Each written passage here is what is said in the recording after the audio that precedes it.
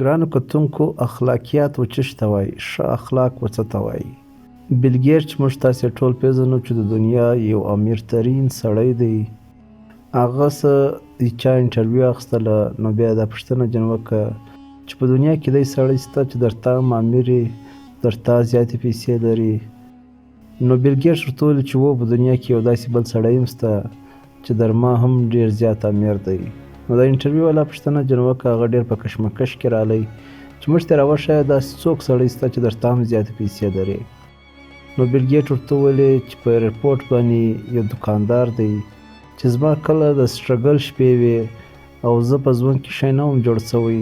ما محنت کوی چې په ژوند کې د ځانه شی جوړ کړمه، د ځانه یو کامیاب سړی جوړ کړمه. په هغه شپو کې زه یو ورځ پر ایرپورټ باندې ولاړ وم، زما د اخبار په کار سو، زه یو دوکان ته ورغلم او د دوکاندار څخه مې اخبار وغوښتی. زما سره ماتې پیسې نه وې نو لهذا دا دوکاندار ماته اخبار دغه یې راکړی.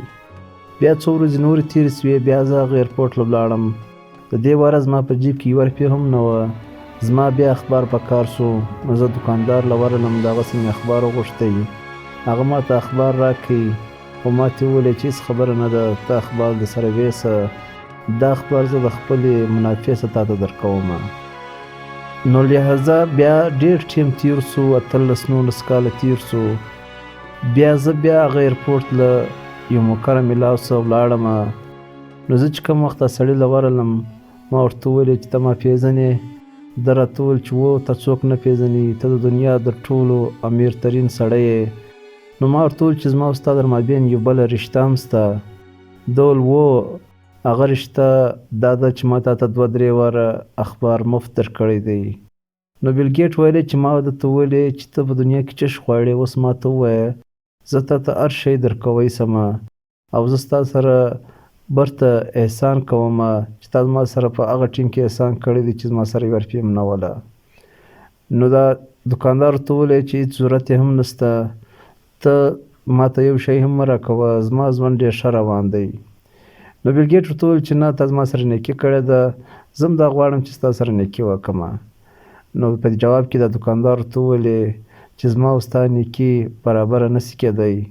ما تا سره هغه وخت نیکي کړې وه چې خپله زما سره هم ډېرې پیسې نه ولې، زه غریب ولم لیکن ما ستا سره نیکي وکړه. ته اوس رالې زما سره نیکي کوې چې ستا سره ډېرې زیاتې پیسې دي بلکې ته د دنیا امیر ترین سړی یې.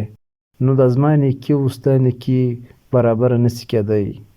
نو دا بیل ګیټ و انټرویو ورته وویلې چې دا سړی در ما هم زیات امیر دی، ولې ده زما سره په دی وخت کې نیکي کړې وه چې ده سره خپله هم پیسې نه وې لیکن ده زما سره نیکي وکړه.